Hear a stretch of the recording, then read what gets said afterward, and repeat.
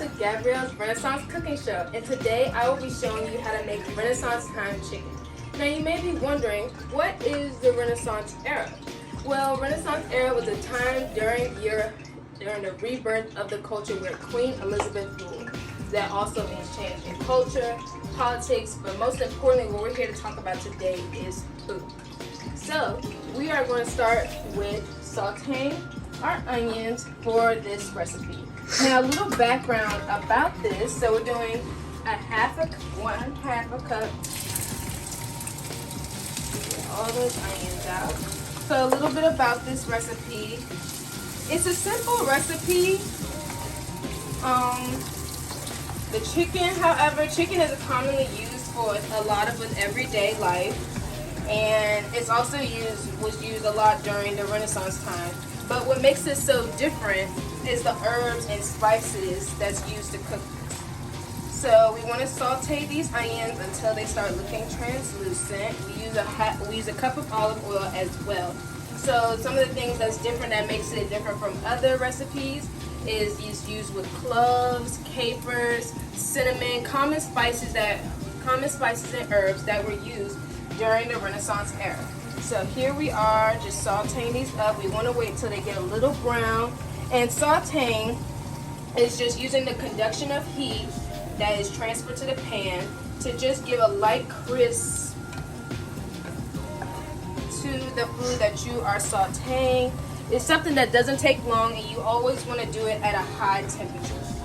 So always saute your vegetables or any meat you have at a high temperature. You can smell the flavor. Everything about during that time also included a lot of flavor, depending heavily on the spices, because during that time they didn't really have much ways to flavor it, so they really depended heavily on sauteing. Depended heavily on the spices and herbs to give the food flavor and also to make the food last longer. It's just cooking just a few minutes more. I'm getting ready to take my chicken out. Now the chicken has already been seasoned with salt and pepper. Add 3 tablespoons, but you can always add more seasoning as you go if you want a little more seasoning. And you don't have to cook the chicken for too long because it's already going to cook during our next process, which is the simmering process. These onions are about translucent. They are looking clear, blendable.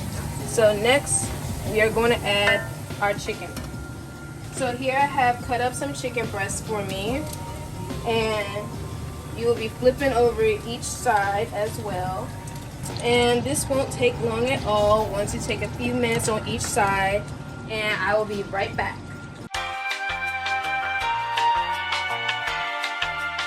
And we are back, and as you can see, all the pieces of chicken are now white for now, because it will do more of the cooking once it starts simmering. So one of the key things you need to know is for simmering, you have to lower the temperature. Have it on low. So our chicken is already placed it on low. And now I'll be adding 3 cups of water.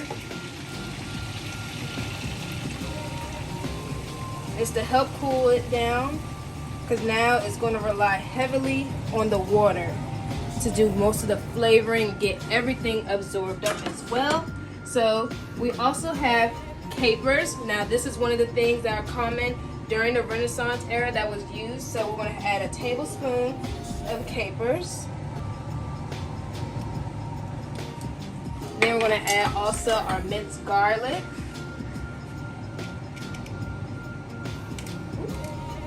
So 1 clove of minced garlic. We have our rosemary.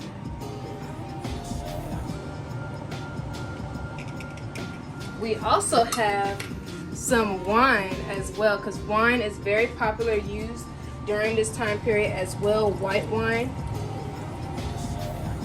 So we have 1 cup of white wine, I apologize.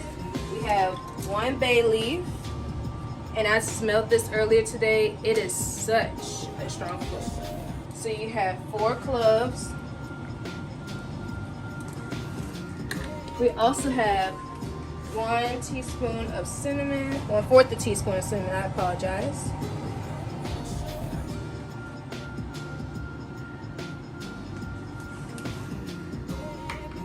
And just for a little bit, because I preferably like to have a little extra seasoning sometimes, so I just add just a little bit more salt, just a little.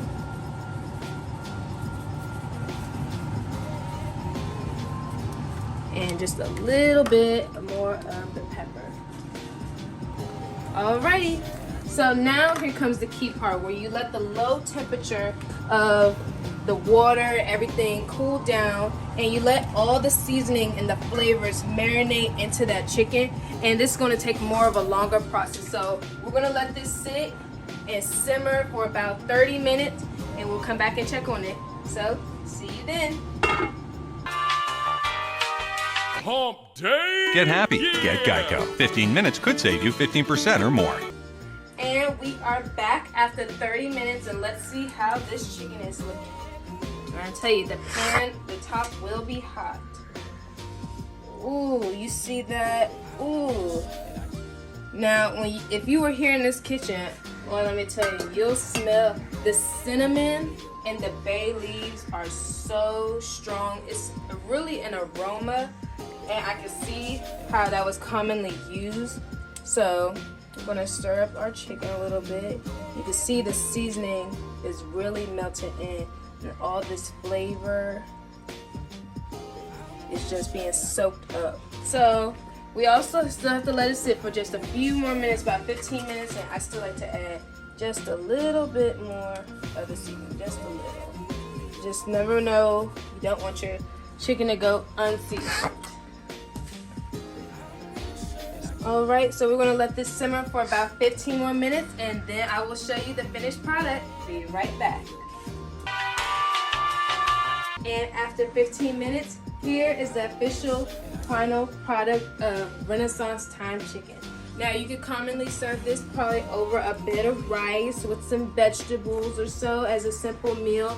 That is something that was very common during the 15th and 16th century during this time in Europe. This is probably something similar to what Shakespeare could have had, or maybe Queen Elizabeth could have had herself.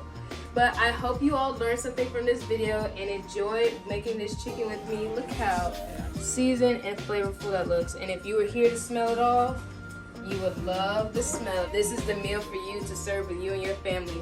I hope you all enjoy this, and good day.